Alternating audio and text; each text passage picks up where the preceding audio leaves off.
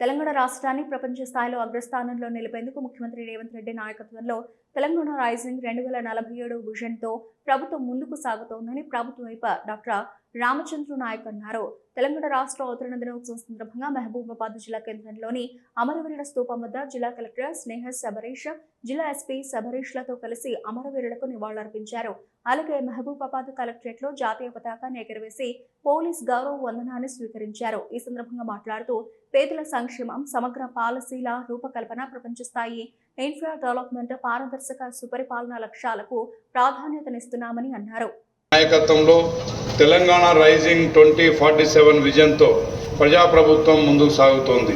తెలంగాణ రాష్ట్రాభివృద్ధికి ఆర్థిక, సామాజిక, పరిపాలన రంగాల్లో ఆదర్శవంతమైన లక్ష్యాలతో తెలంగాణ రైజింగ్ 2047 విజన్తో డాక్యుమెంట్ను రూపొందించినట్లు గౌరవ ముఖ్యమంత్రి వర్యులు యనమల రేవంత్ రెడ్డి గారు ఇటీవల జరిగిన నీతి ఆయోగ్ సమావేశంలో వెల్లడించారు. తెలంగాణ రైజింగ్ 2047 కీలక అంశాలు. తెలంగాణ రైజింగ్ 2047 విజన్లో 4 కీలక అంశాలు ఉన్నాయి. 1, పేదల సంక్షేమం, సమగ్ర పాలసీల రూపకల్పన, ప్రపంచ స్థాయి ఇన్ఫ్రా డెవలప్మెంట్, పారదర్శక సుపరిపాలన లక్ష్యాలకు ప్రాధాన్యం ఇస్తారు. ఈ లక్ష్యాల సాధనకు ప్రభుత్వం ఇప్పటికే పలు చర్యలు చేపట్టింది. తెలంగాణ సమగ్రాభివృద్ధికి ఇప్పటికే welfare and social justice policy, green energy policy, infra and industrial policy, tourism పాలసీలను ప్రభుత్వం సిద్ధం చేసింది.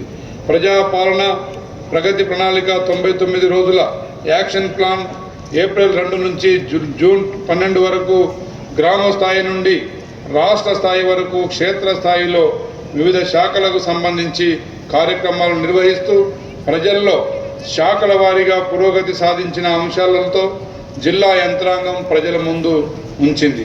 తెలంగాణ ప్రభుత్వం ప్రజలకు చేరువగా పాలనను అందించడానికి క్షేత్రస్థాయిలో జవాబుదారీతనం, పారదర్శకతతో కూడిన మెరుగైన పాలనను ప్రజా అభిప్రాయానికి, ప్రత్యేకించి నిరుపేద, అణగారిన వర్గాల ఆకాంక్షలకు అనుగుణంగా ప్రజలకు సామాజిక న్యాయం, ఆర్థిక సాధికారత లక్ష్యంగా 6 గ్యారంటీ పథకాలైన మహాలక్ష్మి పథకం, రైతు భరోసా, గృహజ్యోతి, ఇందిరమ్మ ఇండ్లు, చేయూత, యువ వికాసం మొదలగు పథకాలను ప్రవేశపెట్టి అందులో మహాలక్ష్మి పథకం, గృహజ్యోతి మరియు రైతు రుణమాఫీ